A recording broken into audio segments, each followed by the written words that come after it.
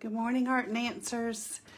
It's Laura, and we're about to do February 2026 tutorial. I'm going to have a drink. Hold on. I decided today that we would go from start to finish with this process because it's something that I want you to recreate in the future. It's something that I think that you will get some benefit out of. I already have, and I want to do it again, and so I want to do it again with you. As you know, I've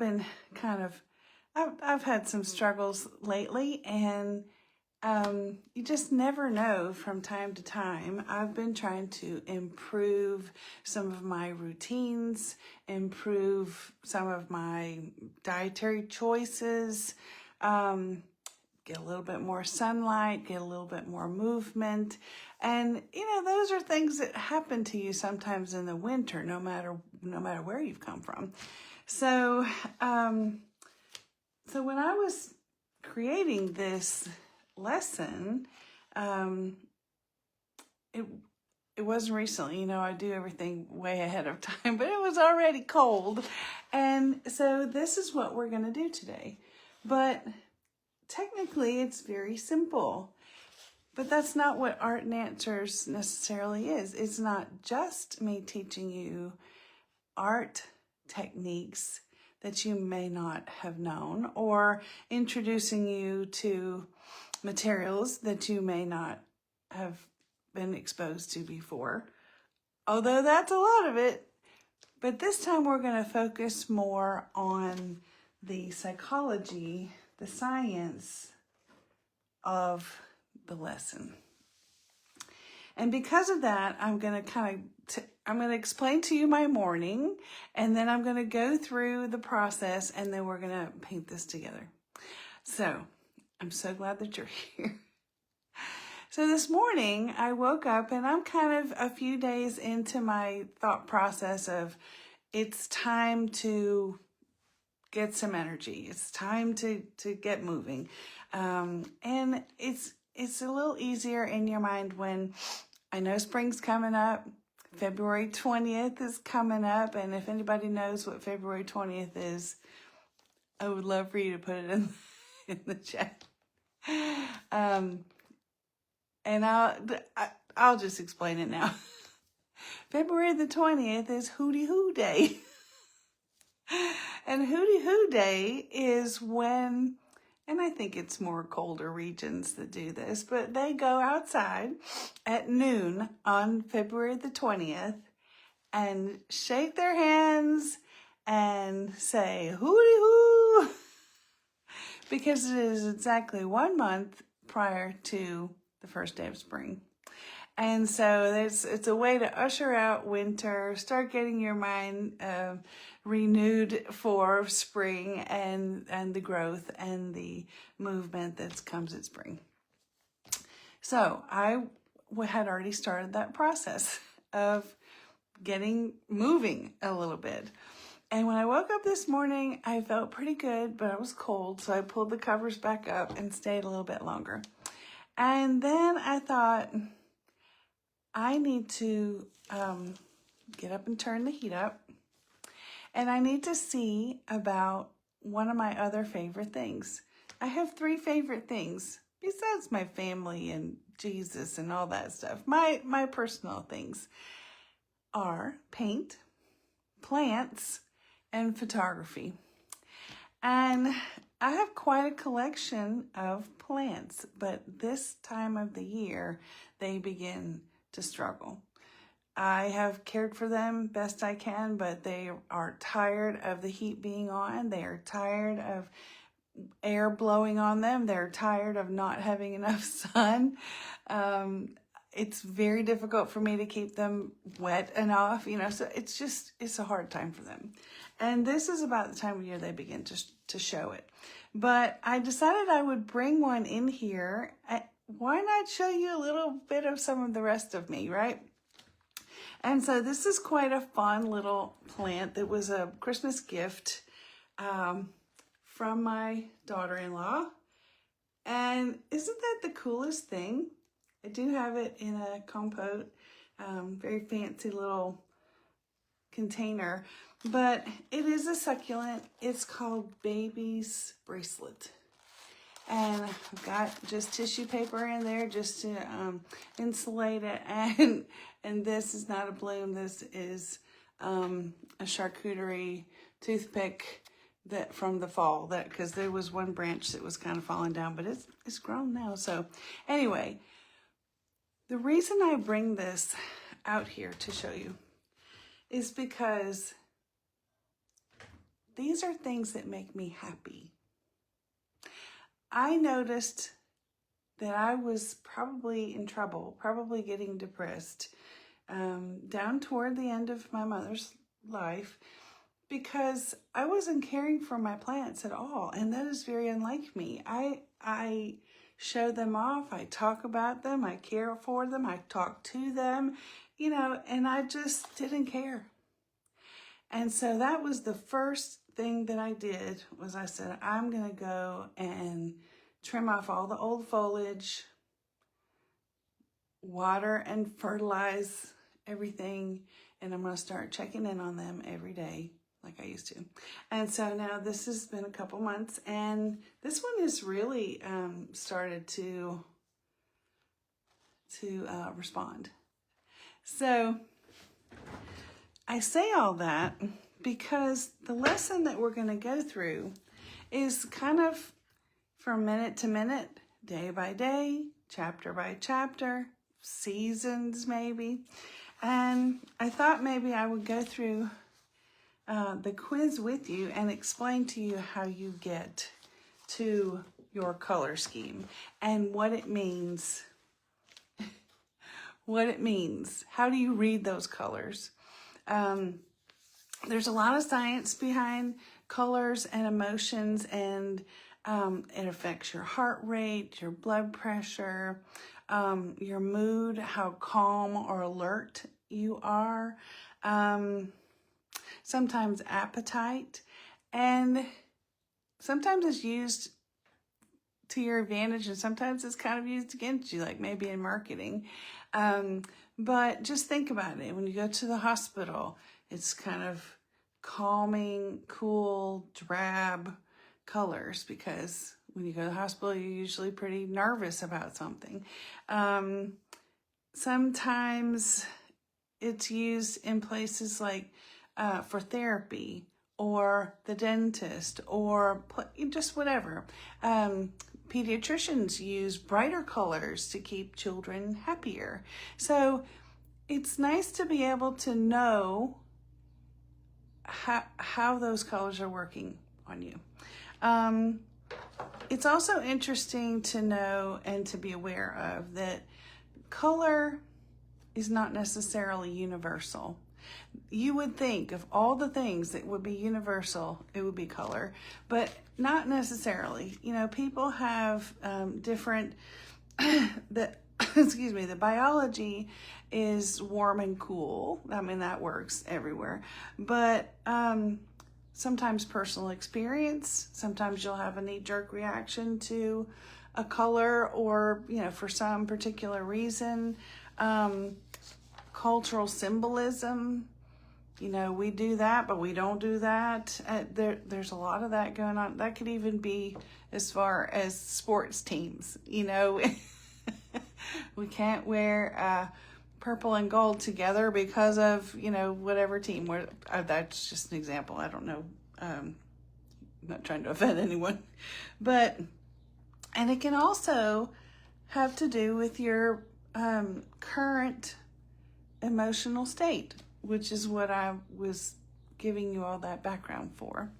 So I did come up with this, and I created this myself with all the colors, and this is just something you can hang on to because each color kind of feels like something, represents something, And this is universal, obviously, because warm colors are more exciting and cool colors are more calming. That's kind of down the line. But you will be interested, I think, to see when you go through these. For instance, let's just use purple. So purple kind of is associated with wisdom, intuition, spirituality, transition. And when you're searching for wisdom, sometimes you'll gravitate toward those colors because your body knows what you need. Whereas sometimes, and so what you can do is try a layered look, subtle contrast, or intuitive choices when you're trying to manipulate yourself and your mood with those colors. Anyway, there's different what the color means, what physically you can do about it, whether you're trying to void it out of your life or get more of it in your life, and what you can try to physically make it happen. So that's going to be a really good tool for you. Excuse me. And sometimes, I know we have favorite colors, and that's fine. That's really not even part of this. But sometimes colors choose you. Have you ever noticed you went and did something and you thought, I don't know why I chose that color. And this design is certainly exactly that. I was not planning, I don't ever paint with yellow. I like yellow, but yellow to me, I use more as an accent color. But when I got done with this, it was spot on. It was right how I was feeling, and I was very happy about it. So we're going to do that again today. So I woke up feeling better than I have been feeling. Then I did something. I had my coffee in the sunrise. Then I played with my plants. So I did something that was uplifting and joyful for me.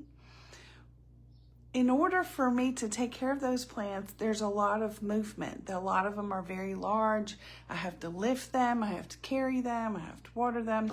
And so there's a lot of physical activity. So it was really the perfect storm. But I'm still feeling a little bit neutral today. I don't feel, overly excited. Or do I? I don't know. Sometimes you have some underlying undertones. So I'm going to get my pen. I've printed out my little quiz, color and emotion quiz, and we're going to kind of go through that. And you're going to see when I read it that it can be done. You can do it again next week, and you may have a totally different feeling about it. So. The directions say find the color, hue, and saturation for your artwork. And there's no right or wrong answers. That's very important that you realize that. And choose the option that feels most true for you right now. Okay? All right, so your emotional temperature. When you wake up lately, your energy feels mostly, and it says charged, restless, ready to move. Warm, open, playful, clear, hopeful, mentally busy, steady, grounded, or quiet and reflective. And heavy. Don't feel heavy anymore. I do feel I'm gonna choose warm, open, and playful for today. So just put a mark there. If today were weather, would it be hot and stormy? Would it be sunny with movement? Bright and breezy, overcast but calm, or cool, misty, and rainy? And I'm going to say, I did sit in the sun today already, and I was moving around with my plants a lot, so I'm going to choose that one. Right now, you most need more release or action, joy or connection, clarity or focus, rest or healing, or peace or depth.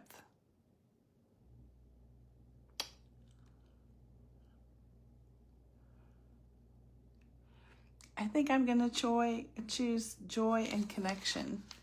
I always enjoy connecting with you guys. You guys just, you really give me a place to go, and you're always so uplifting, and I just want y'all to know I appreciate that.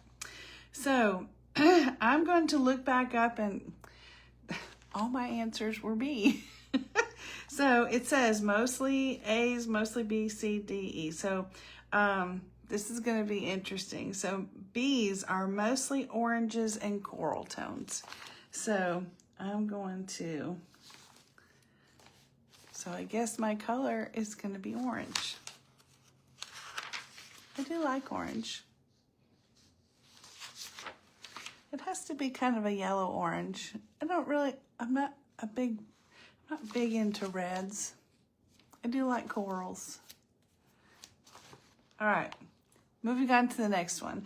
And this has to do with hues, with the depth of the color. So your emotional depth, which is your hue, helps you choose a lighter, darker, or in-between version of that color. So we're gonna decide what kind of orange and coral I'm going to be using. So this says, your current emotions feel light and lifted, balanced and steady, heavy or intense. I think I'm going to choose light and lifted. And this is interesting to me because it's not what I was thinking. I deliberately did not over prepare everything because a lot of times I do that to protect your time. Today I wanted to go through the process and I had everything kind of in my mind. And then my cat Bean, who is ordinarily really good, she sits over there in the window and she chats with her birds. But today she was feeling really spunky. She got in my water. She stepped all over my things and there's footprints everywhere. So I'm interested that even despite I was a little flustered when I started, I'm feeling pretty uplifted. So let's see what happens. When you imagine silence, it feels, and I think this is such an interesting question. It feels refreshing. It feels neutral. It feels deep and weighty. You know, not everybody is really good at being alone and being by themselves and being in the quiet. That's okay. But it makes you feel a certain way. And I think I'm going to choose refreshing. Okay? Which phrase fits best? I'm emerging, I'm holding steady, or I'm carrying a lot. And I think I'm emerging. All right. Ironically, well, when I did this before, I didn't have solid stacks of letters, but today, this particular one is all A's. So we're going to be using lighter hues, which means we're going to add some white. If your choice was midtones, you would use it like directly out of the pot, directly out of your your bottle or whatever kind of medium that you're using. You would not be mixing it with anything else. But dark hues, so hues are, when it's lighter, it's a tint. You've added white, so you've uplifted it. And when we get to painting, when we get to mixing this, I'll explain to you which one you add to which one.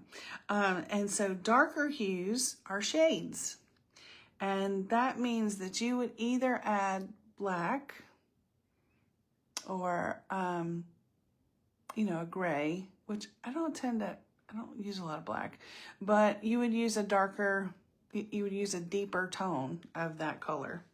So I'm all A's, so I'm going to be adding white and creating a tint of that orange and coral color. That makes sense, actually. So your emotional intensity is saturation. When you pump up the saturation on a photograph, like on your phone, it gets really glaring and rich. And so this helps you decide whether you're going to use a soft or a bold color. So when you desaturate things, you get more of a muted pastel, okay? So your nervous system lately feels like it's sensitive or tender, regulated or even, or overstimulated and intense. I think this is a really important question. I think it's really important to acknowledge to yourself how you're feeling. Because too often as women, we take care of everything and everybody before ourselves. It's just the way we're wired. And acknowledging to yourself that your nervous system is about to, frazzle out. It's very important to know. And I think I'm feeling a lot more regulated than I was when I did my first one. I have a couple more questions. Are you craving art that feels gentle and safe, honest and clear, powerful and expressive? How about that? That's that one's hard.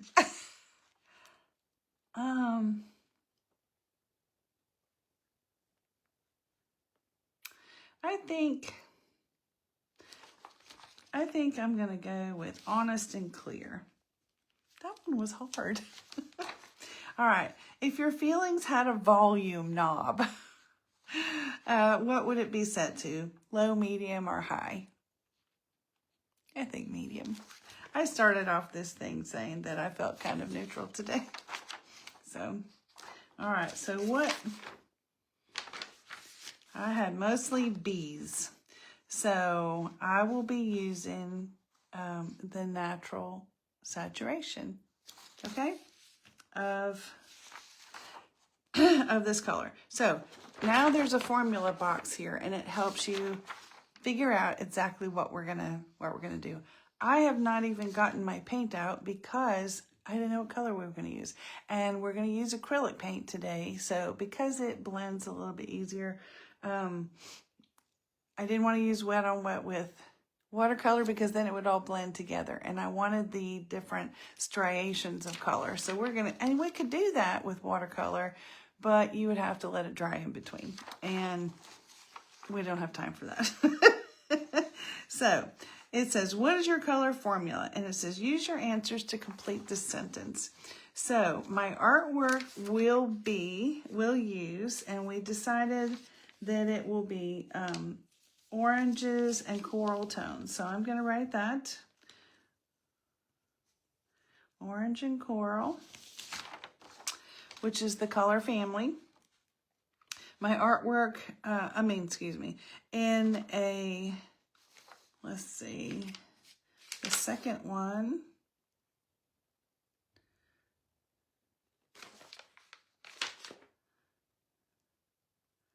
The second one is light hues, mostly light hues and tints. So we're going to add white,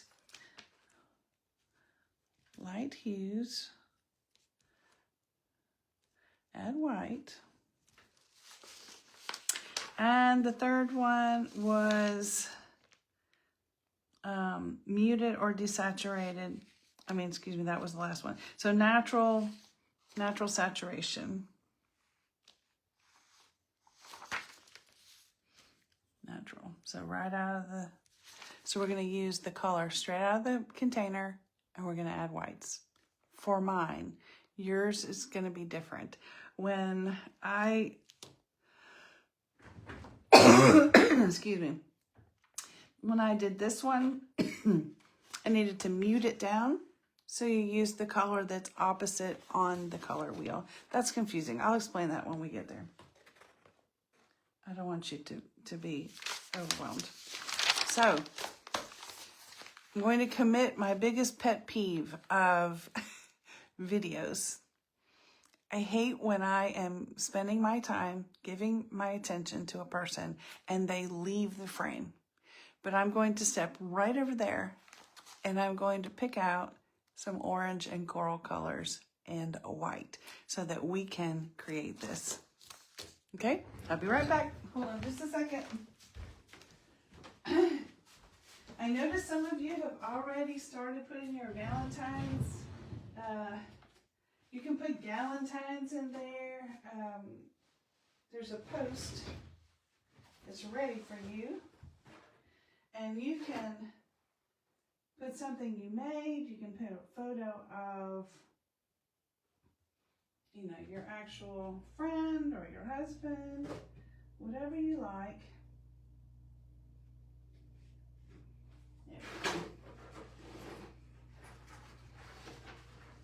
I haven't gotten mine in there yet either.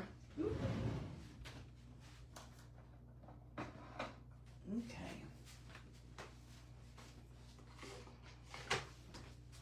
And I have to get my white.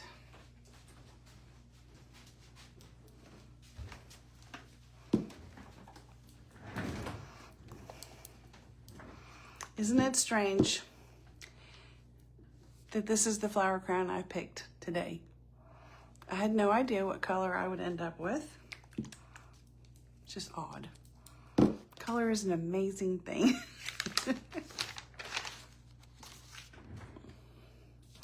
All right, so simply put, warm colors are stimulating and activating, which these are warm colors, but they're going to be toned down. So I want it to be activating, but not like. Cool colors are soothing and regulating, whereas saturation, the muted tones give you a gentleness. Whereas highly saturated, really bold, bright, even if it's cool colors, gives you an intensity or an urgency. So if you want to have a softer color, a calmer color, no matter what it is, if you have a color wheel, and I'm just going to use this one as an example. So this formula told me to use it toned down, muted. So I take this color and I put it up here in the color that it said. And in order to mute this down, you go to the opposite color. And it will get, you can't overwhelm it. It has to be mostly yellow with a little bit of purple. And you will get a desaturated color. Calmer. Okay?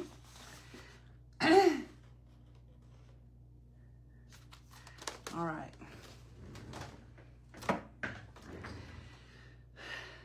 These things take a lot of time to learn.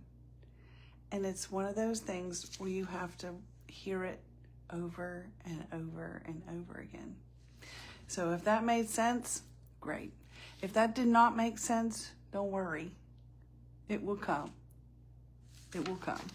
Okay? All right. So, and just remember too that if you want to create something in your art that is high alert, then you use high contrast. So you'd use black and white.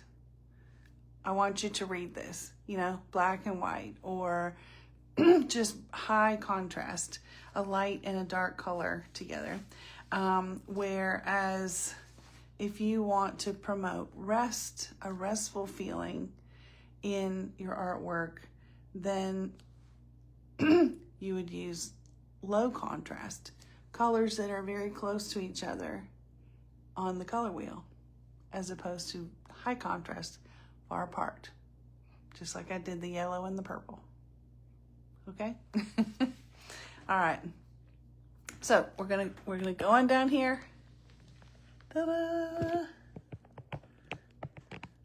Okay. And you know, the point of this lesson is not only self-awareness, but how you can use this information to your advantage. You're feeling scattered, surround yourself with some blues and greens. You know, you're feeling dull and numb, introduce warm colors. Wear something that's a little more stimulating. You feel overstimulated, then soften your palette. whether it's what you're wearing, what you're painting with, a color you're deciding to change a room to. You know, the rooms, the environment where you stay has a lot to do with how you feel. This orange has a really big boogie in it.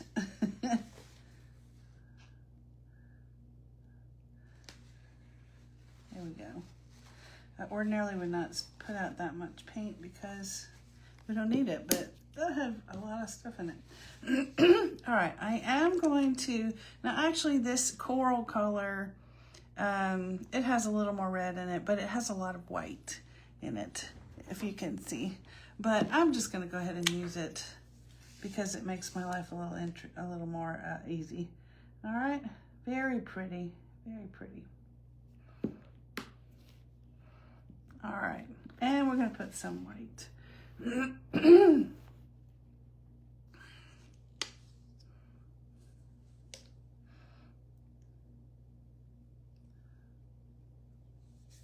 Now, when you're mixing a lighter color, you will put a tiny bit, you will start off with white and add your color to it. If you start adding white to your color, then it takes way too much paint. It's very pigmented.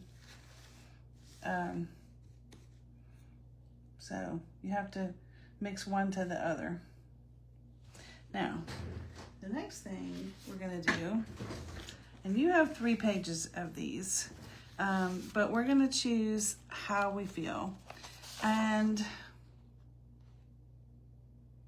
my colors are gonna be these colors. And I have gotten out of my yoga practice. I was thinking that I might put this one with walking the dog. I don't have a dog. I've never had a dog, but I still appreciate the movement in the idea. This little guy is way too energetic. I'm not quite there yet, but so I think I'm gonna use this little girl that's doing some yoga. Believe it or not, there was a time in my life that I could do that. Maybe I'll get there again. This was something that I didn't explain to you quite. And so this is not mine. This is someone else's artwork. But I included it so that you can kind of figure out what your colors are and get an idea in your mind what it's going to turn out like. And I think it's going to be kind of in here, maybe over here a little bit. That's just sort of a bonus. And you could trace this onto your page before you get started, but we're going to use acrylic, so I decided that I was just going to cut this out and use it like a tracing template. If you want it larger, you can change the print size on your printer and whatever you want. But the reason we're doing this now is because, like this one, I had to kind of create her a space to sit. And I didn't have to, but that's just kind of how my mind works. It could have been just floating in the middle of the white part there, just whatever. But we're gonna play with, I'm gonna cut this out, and we're gonna play with it and decide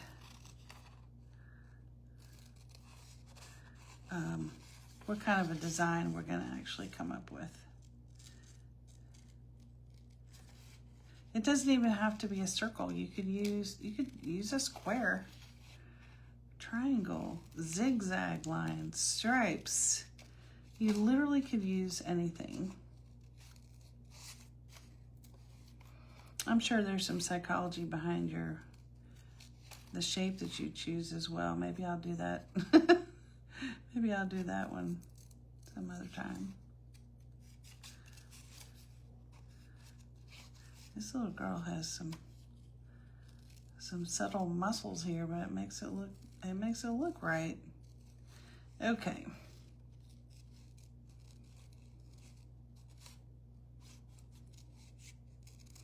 And she has a little bun on her head. That's good. That reminds me of me.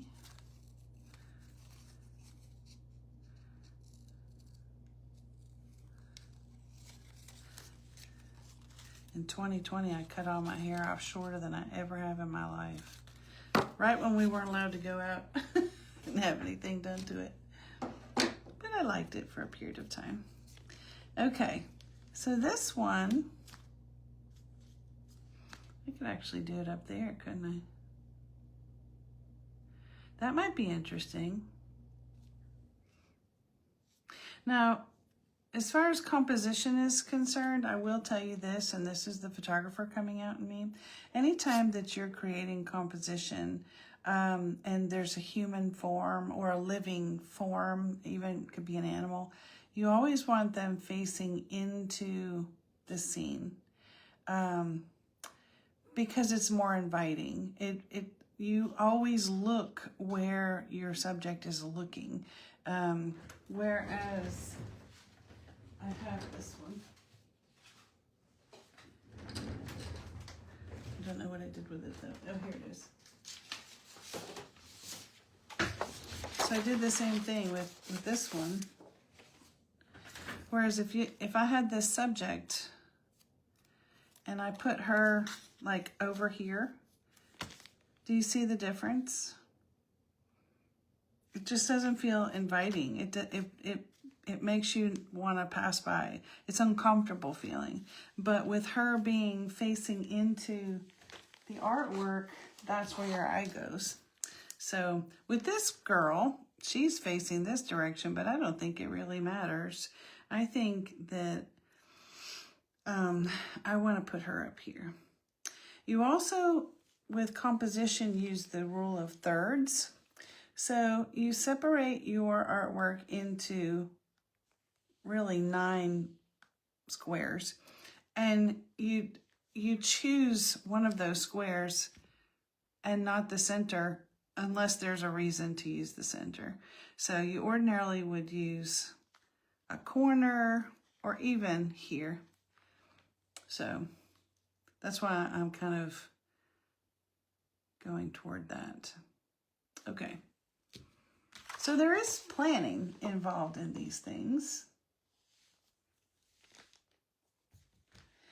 And I think I'm going to start with the center.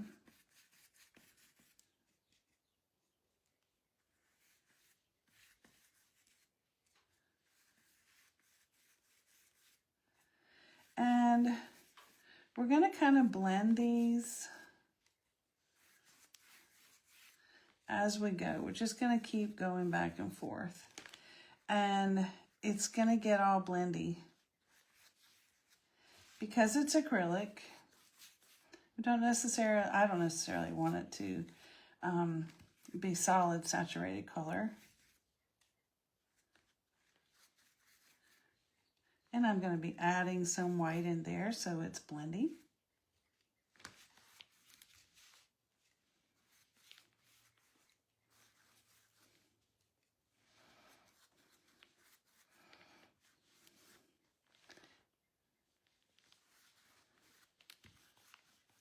This is watercolor paper, by the way. You can see that on your supply list. All right. And I'm just going to kind of add some streaks just to lighten it up a little bit. I really liked the way that was, and then I kind of messed it up. That's okay. I like that. I'm sorry, I'm not in the center here. How about that? Are you liking that? I think it needs a little bit more of a darker pigment, so I'm going to come over here and grab some. I have some. I do have a red.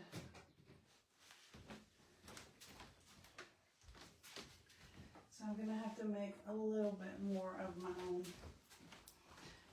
Because, you know, red and yellow make orange. And I wanted a darker orange to set that off. I want it to be just a little bit more contrasty than it is.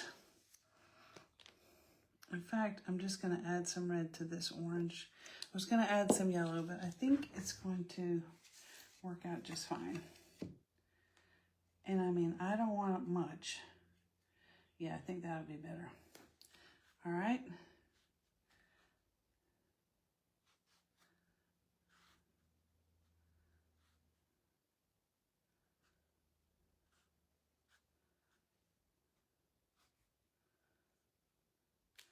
And I don't want too much.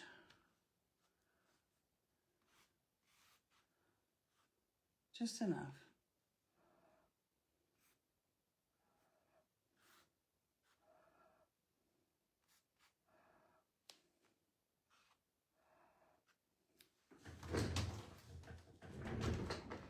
How's that looking?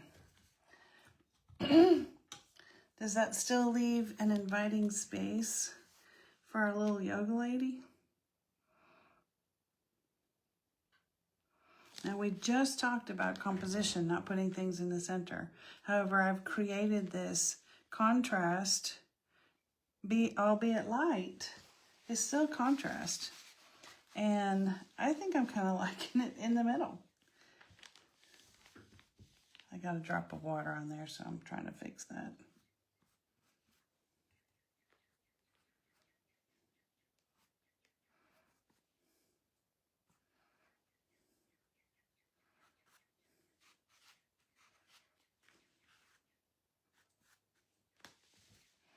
And I'm just kind of dry brushing some more contrast in there.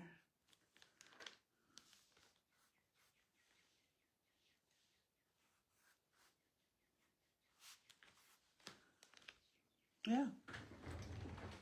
So see, sometimes it doesn't even matter what your decision is. All that planning, and I'm gonna put it right in the middle. All right. So I'm gonna run this heat tool for just a moment and get this dried up for you.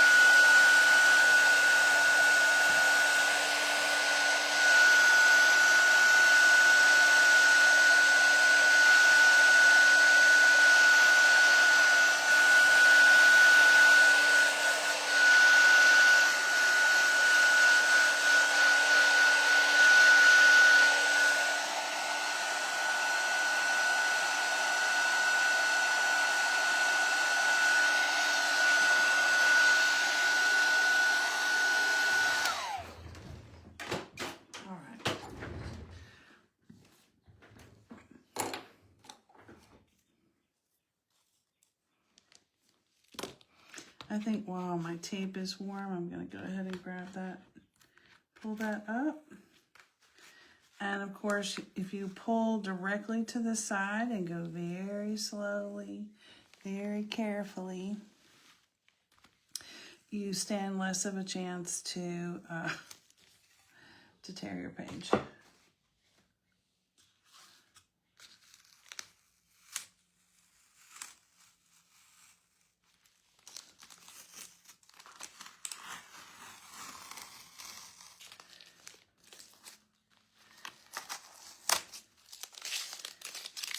When you guys get finished with this, I would love to see what kind of a result you ended up with.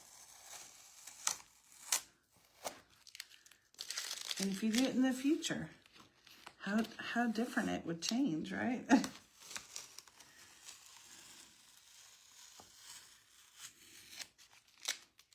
you go.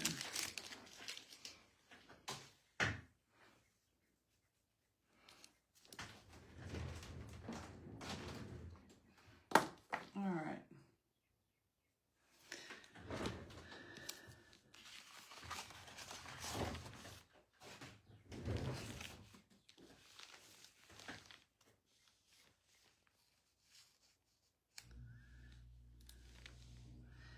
I'm going to put her right there.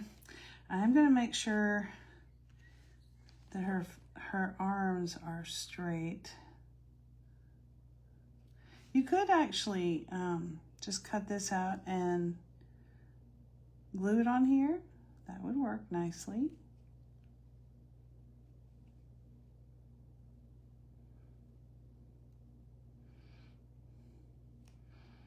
If you are the kind of person that can draw anything, you could draw it on here.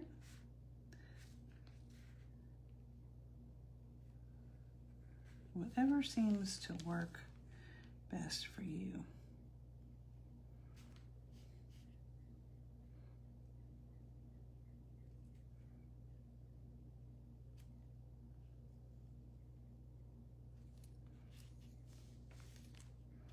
Okay.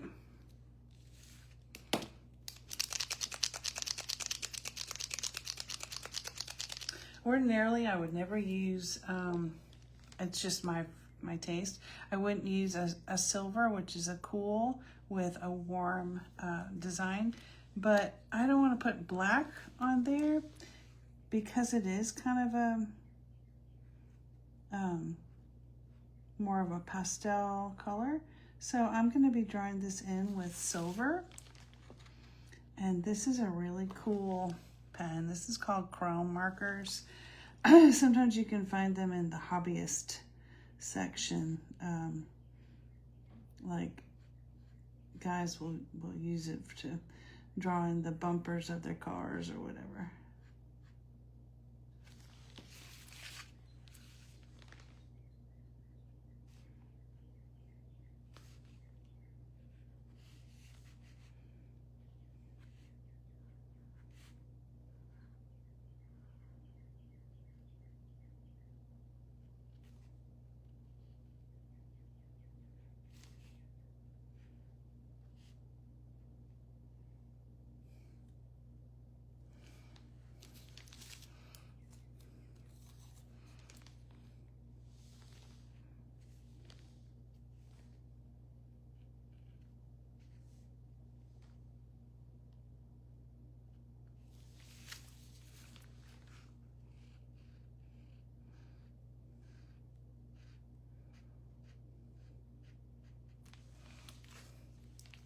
So often, you notice that often the colors that we're drawn to reflect either what we're currently experiencing or what our nervous system is craving. And you owe it to yourself to pay attention to that. You can use it to your advantage. Make yourself feel better. Get yourself moving. Or calm yourself down.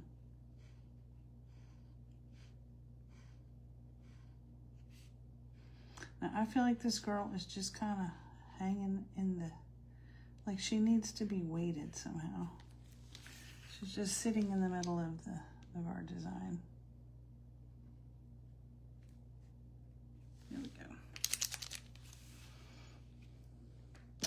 So I think I'm gonna mix my metallics, and I'm gonna give her a place to be. And we're gonna carry on with our square design.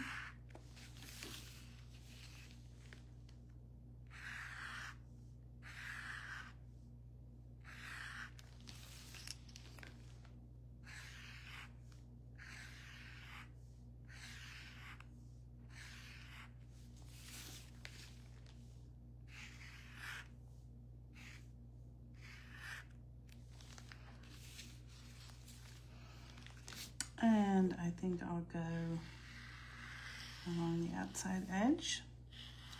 When you're doing a big, long, straight line like this, you put your pen down and you look where you're going, and you will have better success. I just did not do what I just said I would do.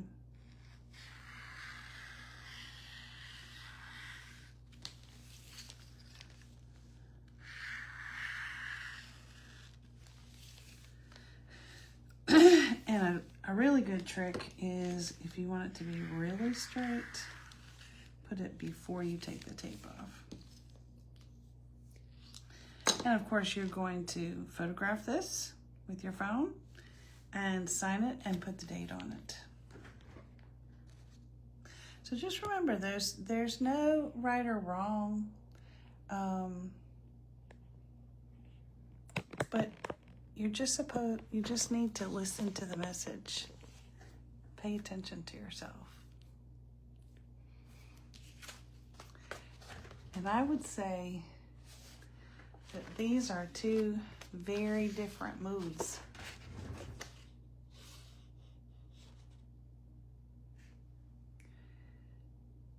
And both times I surprised myself. Both times I had no idea what color I was going to end up with, what shape I was going to end up with. So it was a lot of fun. So thank you so much for coming. I hope you enjoyed this lesson. I hope that you will do it more than once, and I hope that you will share. So don't forget to share your Valentine, and I will be with you again soon.